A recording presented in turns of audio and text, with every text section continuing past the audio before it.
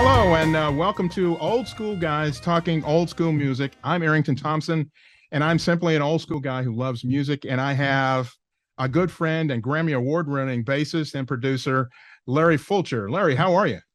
I'm doing good, Ayrton, man, and thank you so much for for being the inspiration and the launching of us being able to do this and talk music, old school guys talking old school music, and I'm really well. That's all I think about anyway. But I'm just fortunate to have some friends with us, and I'm going to call y'all War. They can sue me. Or what is it good for? Hits. So we have the supergroup part of the founding members of the Supergroup War. We have Harold Brown, who was the drummer, and Lee Oskar, who was their harmonica player. Gentlemen, how are you? Good, thank you. I really appreciate you guys being here. Let's just kind of start at the beginning. Back in the beginning, when you guys were getting this band together, it's 1969, and when you look around the room, there's a ton of you guys, and there wasn't a whole lot of these big groups at the time. There was probably Sly and maybe a couple of others, but none of the groups kind of looked like you guys. You guys looked more diverse than any of the other groups that were out there. Was this a reflection of Southern California? Was this a reflection of, well, what was it? Hey, Hal, you want me to start, Lee, or what? Yeah. We all have different answers. Let me hear you first. Well, one thing about it, here in Long Beach, Compton, San Pedro, we're multicultural. When I grew up here in Long Beach, closest black family to me lived a half a block away. It was Bobby Montez across the street. Larry Fukuhara and them just came out to concentration camps. We was listening to Big Mama Thornton, Sam Cooke, Willie in the Hand Jive, Johnny Otis. There's all kind of music. It wasn't just one cluster in European music. And so I was blessed to be able to grow up in this area. Charles Miller, the original sax player, the one that sung Lowrider, and was the one that worked with Lee a lot. They put those horn parts together. He lived a few doors down from him, right over here, right down Lemon Street before you get to Hill. And matter of fact, when we was rehearsing over there on Hill and Lemon, Snoop Dogg used to come over there on his tricycle and listen to us as a kid. And so in the area that we grew up in, I mean, I met Big Mama Thornton, spent some time with Sam Cooke. I mean, just all kind of people. So it was in a multicultural. So I wasn't just buried in just soul music or the blues. I was hearing Latino music. I was hearing European music. I was just a plethora of music. Lee, what's your thoughts? Well, I was chasing with my ambition to make it in the music business. I was literally on the streets and in LA, and I met Eric Burton, and then Eric Burton would go into this place and jam, and that's where they let me in for free, and so we got to know each other, and then he would tell me that he wanted to start a new band, and so we went around, and we even went to see Phil Spector because Phil Spector was interested in doing a deal with him, and then at some point Eric and I went down to a club called the Ragdoll, and later became the FM station at this club, and the band that was playing there, I think you were called the Night Shifts at that point, Harold? Or you were? No, we were the Night Shift. Night Shifts. And they were backing up Deacon Jones, a football player, and I was, listen, let me put it this way, in a nutshell. I was just anxious to be part of anything musical, and the level of musical could have been literally just somebody just barely strumming a guitar. I wasn't picky. I would have been excited. I just loved to get, to do music. That's what I lived for, and I wanted to make my success in that. That's why I came to America. So I was very fortunate when Eric and I went to the club, and after Deacon Jones did his singing debut, then I jumped up on stage and sang it with him, and what was crazy about it is it was just packed with people, and everybody. It was Hollywood back then. Everybody came up to me, had a deal for me. It's like everybody is like, it's like everybody was want to be a record producer or had a record label or got it was so much stuff, and everybody was hustling everybody. But so my naiveness, I think, has saved me and made those opportunities better than having connections and all that, because I was just going with the flow and the groove and excited, anything they would embrace and make me part of it. And when I got with Eric Burton and then the band, and it was like a dream come true, because I used to BS and tell people I knew how to read and write music, because in Survival, especially back then, they would critique if you knew how to read and write. If you didn't know how to read and write, then you must not be a musician. So it didn't matter what I had to do to lie, just to survive, because what matters to me is people hearing me and being in it rather than being turned away just because I can't read music or some stuff like that. Well, so Eric Burton would... I just want to tell you this. So Eric Burton would send me down to the rehearsal in Long Beach and tell me which tunes he wants to rehearse. And I would tell, and then I had to act like I knew how to arrange, and Papa Dion says, sit down, just poop and just play. So, Lee, let's talk just for a second, since we've got you talking about it. Let's talk about the horn section. You and Charles Miller basically made up the horn section, and you guys had an extremely unique sound. As soon as you heard your sound, everybody knew it was War. Tell me about how did you come about that? How did that?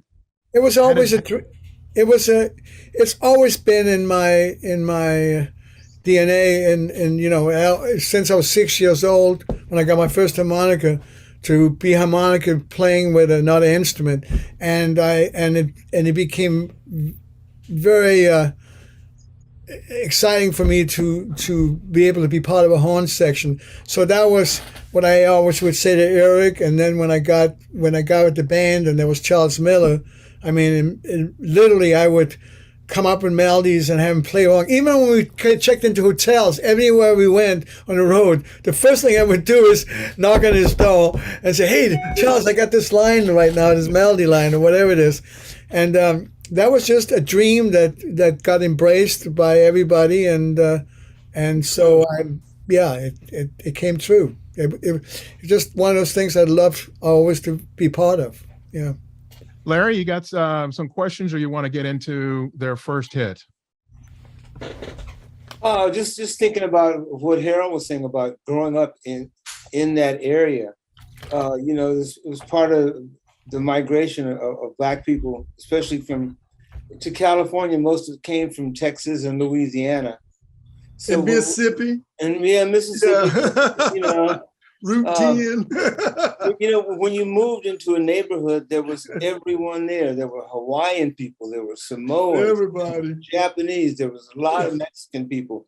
So you kind of had to learn to communicate with each other, and live with each other. So the whole concept of multiculturalism was really nothing but my block.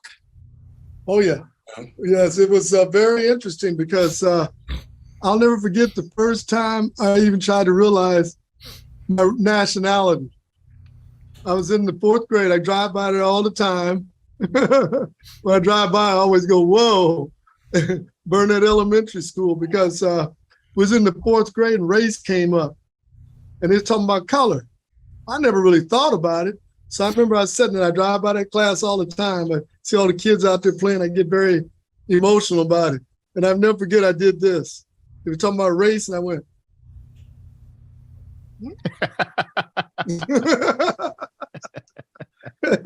Because I don't know if you remember the Zoot Suit riots, the Latinos in 1944.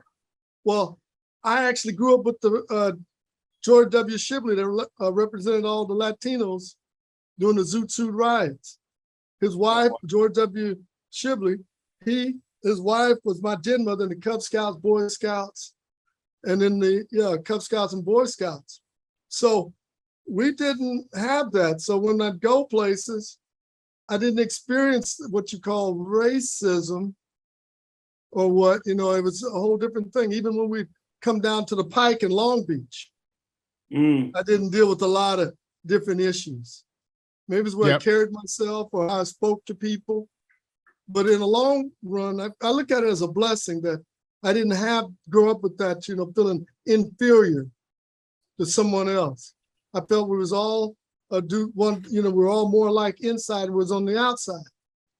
I'd experienced when we go like into Mississippi. I never forget years ago, we was down there and playing in the swamps. It was a different nationals and white kids. We down there playing, we was all having fun. And then all of a sudden, one of, I guess, grandmother or something, Bobby, you gotta go. We'll see you, man. Yeah.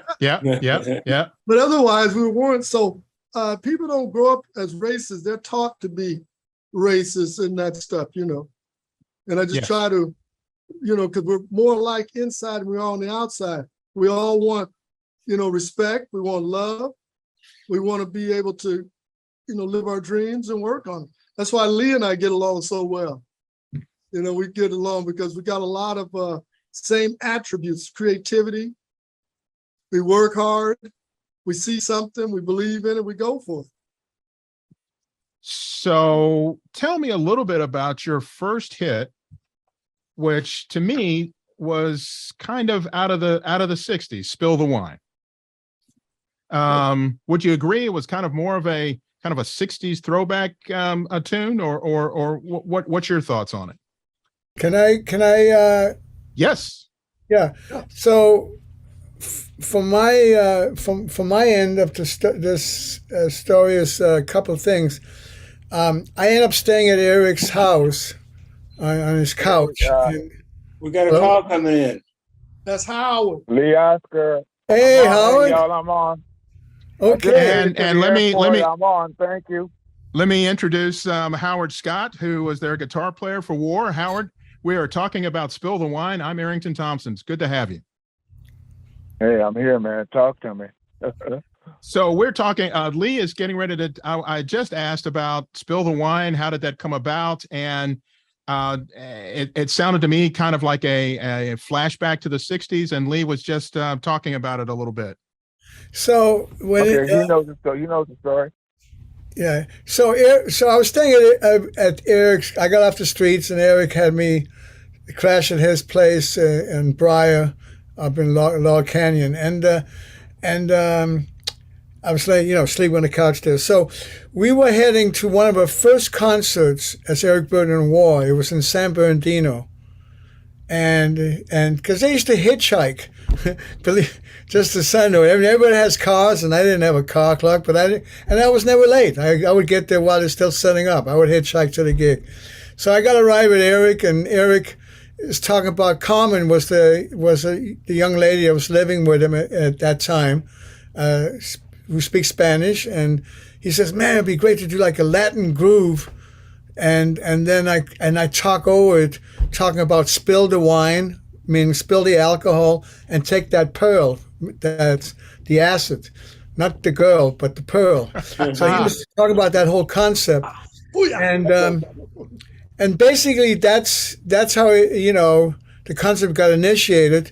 And then when we were in the studio recording it, Lonnie was doing one of the most cliche riffs that you hear in all that music. Doon da doon da doon da. Yep. I mean, there's nothing unique about it, but it's as Latin as it gets, right? And then with that, Eric would had his lyrics. He was reading it and a leaping gnome, like he come to Hollywood and talking about Hollywood and this whole thing. The story is brilliant. And then Charles and I, played flute and harmonica, zap-bap, za-da-da, which was a line I just made up there. And and the rest is history. Oh, there's one good thing to know about this is before the album got released, the single was being put out. And it's on MGM Records because Eric Burden was still tied to MGM Records with Mike Curb now as the president, because that was a carryover from the Animals. They wouldn't let him out of the agreement. And Mike Curb, the lieutenant, was running for lieutenant governor of California while he's the president of the MGM Records, and brought in the Osmond brothers, or the Osmonds or whatever. So he's running for lieutenant governor, and his campaign was anti-drugs and anti-sex. Yeah. And this song does not fit in that at all. So he didn't want, no. We had a tune that was the A section. The A side was Magic Mountain. We're going to climb up a mountain and we're going to ball. He says, no, you cannot put that out. So he said the B side is what he wants as a single. Spill the wine, take that girl. He thought it was like spill the wine. I mean, if you take the girl, what the hell do you think you're taking her for? I mean, it was like, so anyhow, it was a lucky stroke because the B side of the single became number one. I hear talking. Howard, you gotta turn your mic off when you, or you. That's why you can't be on the phone. Sorry. I muted him. Okay. But the other thing, remember Curb the Clap? Yeah. So Mike Curb wouldn't let Eric Burden out of the contract, and to be honest with you, he didn't take claim for writing the song. Eric Burden, he wrote the lyrics and we composed the music, but. If he took credit for writing anything, then MGM would have owned the publishing. Right. So by opt out and not taking writers, he in theory would have been part owner of the publishing with partners with Steve Gold and Jerry Goldstein, as a partnership. Although that didn't turn out very good. That's a whole nother story. But that way, Mike Curb or MGM didn't get the publishing. So we got credit, the seven of us, as writing the whole tune, which is not true. Eric wrote the lyrics, and by the way, Lonnie Jordan, who plays keyboards in what I call the phony war. That's just my opinion. It's not us. It's a name used by the ex-manager, and Lonnie Jordan is a yo-yo for that. And let them continue to be a yo-yo and all that. But the point is that Lonnie Jordan's stories that is put out there is that we got inspired to do Spill the Wine because he got drunk one day, and which is nothing to brag about, and spilled Ripple wine into the board. He did do that, and he screwed up. He made us lose a lot of money and a lot of time. So there's nothing to brag about that. But that was not what inspired Spill the Wine. Okay, Spill the Wine was inspired by Eric Burden, and he didn't take credit because that way he could keep publishing, which I'm sure he didn't get anyhow. So there's the pay-to-play story. Yeah. Larry, you got any questions? No, man, I'm enjoying this, and I'm going back to those times, man. See, I did know heavy segregation. I came out of Texas and moved into Southern California. So it was my first experience ever actually communicating. I mean, we saw white people, we talked to them. My neighborhood was everybody, and you had to talk to them because next door to me was my friend Billy Maserati, whose mother was heavy Italian. I was eating that food. And my best friend, Lupe Rodriguez, I was in and out of his door. So, it was an opening. It was everybody. Yeah, but it was an opening of consciousness, an opening to being accepting of other people and not expecting the worst every time. Let's transition into your next hit. And Harold, first of all, how was it surprising that you had a hit out of the box? And second of all, with All Day Music, it has an absolutely wonderful intro. Again, with Lee Oskar and his solo early in that tune. Tell me about how this tune came about. And to me, the harmony in this tune really sets it apart and really puts the War stamp. Here's how War does harmony. Well, we're a combination of all of us had something to contribute. It wasn't just one of us. It's sort of like a gumbo. Everybody put something in there. Hey, I like shrimps. Shrimps. Right. Well, right. I like this. I like this. Yeah, and you start mixing it in. And one of the things that we all were contributors to be able to play. Now, like All Day Music, when you listen to it, excuse me, it gives you that feeling of when we would go out and we'd drive along the coast. You know, when you go like, you're cutting San Pedro, you go through Malibu, we used to be over there, and we'd come out the hills, or we'd see the palm trees and the wind blowing and stuff. That's the kind of, you know, California lifestyle we had. It gives you that air whenever I listen to it. I believe that's why a lot of people like it, is because it gives them that euphoria of being free, you know, like you're floating. Yes. And then with the harmonies and everybody, and then of course, again, the special spice that Lee and Charles Miller put on there with the horns and stuff, and then with our little Latin grooves, even like with Spill the Wine. I was just playing like what you're playing, a cha-cha or a mambo or something, you know, very casual, not overplaying, just less is best. And that was one of the things that we learned, not to forget, like people like Chris Huston. They were excellent engineers because he had a way of miking, you know, our different instruments. Because in those days, a lot of time we just went in with the whole rhythm section and stuff and the horns, and then maybe Lee and Charles would come back in and put some more flavoring on it.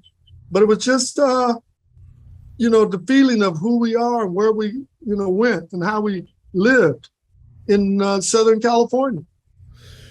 And if I can add to this, Harold, actually we used to jam a lot in the studio. Right.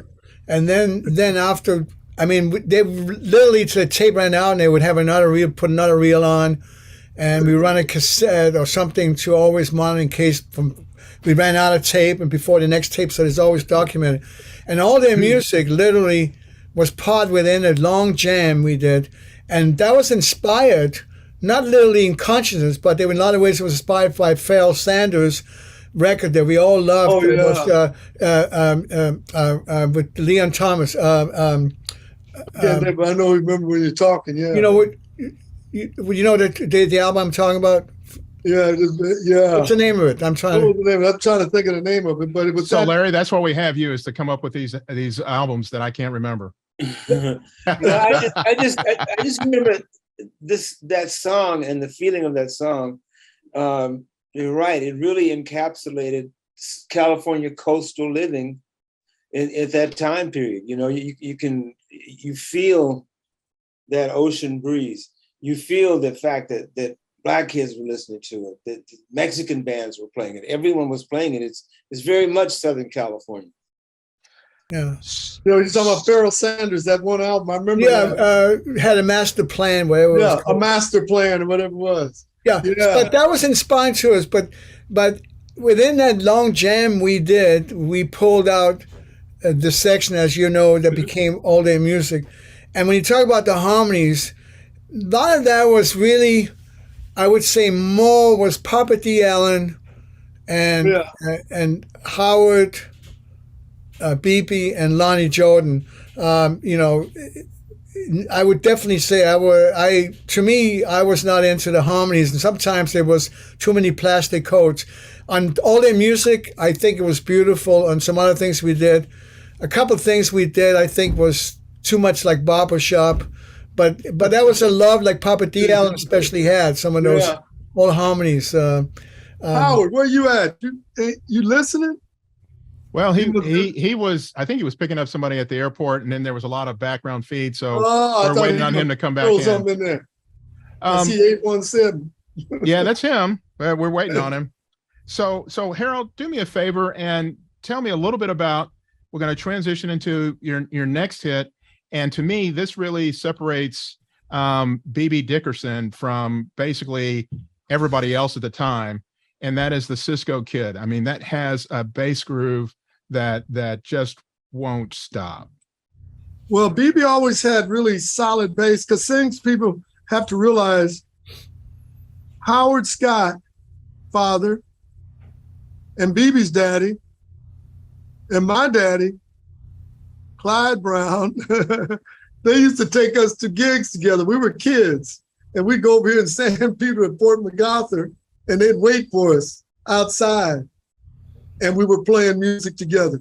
we'd be over up on School Street in Compton, and I remember us going to play some shows and stuff, and we'd be taking all of our equipment in a wagon over to a gig. So we had sort of like a, we were, well, Howard and BB, but that's BB's, Howard is BB's uncle. And I can't think of their big cousin right now. Howard ain't, yeah. But anyway, they kind of learned how to play together. And then by me getting in there with the drums, I had to learn, and I listened to what BB would be putting down, and I listened to what Howard was putting down. So we grew up as a rhythm section. And so because we grew up in the same kind of environments, I remember we used to be playing at these different clubs, like, we'd be up there playing or something. It'd be Sam Cooke be in there, came in, or might run across the Sims twins. Or, but just being able to listen. So we got these grooves that made us like a rhythm section, a solid rhythm section. We were just, because we grew up together, we grew up around in the same areas and playing constantly together. Okay, now like the Cisco Kid. I'll never forget when Howard first played that song, and he's up there around Compton, South Los Angeles, sitting by a pool. And he started saying he had this idea of the song, Cisco Kid. And then when you hear the drumming on there, that ticky-tacky, ticky-tacky. Well, I took that groove from I didn't have to sing, but I thank you, ticky-tacky. I can't remember exactly what you remember that one, right? Oh, yes, Sam and Dave. Sam and Dave, ticky-tacky, ticky. So I said, well, wow, the next song we ever do, I'm going to do that, ticky-tacky, ticky-tacky, ticky. And so then when we finally got in the studio, like Lee said, we were like more like a jam band. We'd get up there and then all of a sudden we'd start somewhere. And next thing you know, we'd be like moving, and then there you go. Here it is. Right, Lee? Yeah, we were, well, yeah. And that's what, if we were a band that had to rehearse and play exactly the same every night, besides not being able to really read music, I would not have cut it. I would not have been a fit for a band. The fact that we could make up the shit every moment, we can just be in our own zone, and that's how we all played. That was the most natural thing for me to be, and to even point out that when we were Cisco Kid, we played that on TV. Was the Mike Douglas and Merv Griffin. And that was we were like one of the first bands to play on these national networks, and they do the cameras, to get the dry run to where we were playing before they actually video it. Yeah. And we're like 10 minutes into this jam, 10 minutes into it, and all of a sudden we open our eyes, and this guy's been trying to stop us. And I remember I was like, I was always like pissed. I said, how dare you? We were just getting into it. and the producer says, your record is 3 minutes and 58 seconds. We had to go back into the green room and listen to our edits and listen to what they expected it to be. And we got into fights. We always got into arguments because we never allowed each other to tell each other what to play. They would set up a timer on us. Well, that means you guys really enjoyed the music. That's one thing. True. But also, you guys must have been really, really surprised. That came off of your #1 selling album that year. A #1 selling album, The World is a Ghetto. Yeah. Tell me about that feeling. The #1 selling album of the year. You want me to go ahead, Hal? What did you feel? Yeah. Go ahead. Well, I know one thing. Our first gold record we got. Yep. I took it and threw it on the ground and stomped it. Oh, okay. Because I didn't want it to go to my head. Didn't want it to go to my head. And then that was important. And then because we wrote what, each of us came in there and we knew we was on the beginning of a ride. And then I seen so many people to get these big hit records, and all of a sudden they become big shots. I mean, it's crazy. I ride through our neighborhood in my old 98 Ford truck. It run like a clock, but it needs some interior and it needs a paint job. Because then that way we can, go and we can get into where the people are. Because if you come up like a big shot and you go in there, oh, look at that, look. But if you're more aligned with the people, then it gives you the chance to be able to feel more what they're feeling. And feel what they're feeling, because the things I see being back home, I don't have no gripes, because I realize how blessed I am, the journey that we've been on, because I see so many people hurting and stuff. And then that brings me around the world as the ghetto. Well, I'll never forget, Papa D came up with that thought. We were driving between Pomona, California, P-Town they call it, into, Hollywood, Beverly Hills, and places, which was about a 60-minute drive. And Papa D would be driving, and we started noticing that, the more money you got, the money you got, how was that one it goes? Big money, big problems. Little money, little problems. No money, problems. Right. And then we started coming in Papa D, we started seeing different things. Hey, we'd be up there in P-Town, Pomona, we'd see somebody got a flat, but then we'd go down to Malibu or somewhere and see they got a flat. And then their toilets and their drainage ditch would be backing up, and then go over to Watts and they got issues. No doubt about it. We started realizing that everybody's got some kind of issues. And then that's when Papa D kind of started coming up with that thing, the world is a ghetto. And then all of us started coming together, putting it together. And that's one of the songs that BB, Morris D. Dickerson, they call him BB. We started calling him BB. It really is Morris D. Dickerson. And he, to me, was the best crooner in the band. BB had the best voice. Lonnie's got a great voice. Charles had a right nice voice. Howard, he's one of the main people to, inspire a lot of the songs, and his ability to do it like all the songs that he sung on. Right. It brings me right back to that same thing. If it wasn't for Papa D, Lonnie, Lee Oskar, Charles Miller, Howard Scott, leaving somebody else. Harold Brown, don't forget you. Oh, Harold Brown, yeah. You ain't funny. No. It's everybody. Everybody had to seem like they contributed. Yeah. And that's one to go on, Lee. Oh, no. I just wanted to say, when we had got the gold first record and all that, I didn't understand the games in the industry at that time. Right. Okay. And, so a couple of things to point out. One is that when I realized that you're very fortunate, it's like a lottery ticket when you have a hit record. It's not, the music itself just doesn't do it. It's also the game they got to play with the politics and everything to get the ratings and all that. It's no different than a horse race and betting on horse races. It's like you're beating up Billboard, Record World, and Cashbox. You're beating up, all these, even, what was his name now?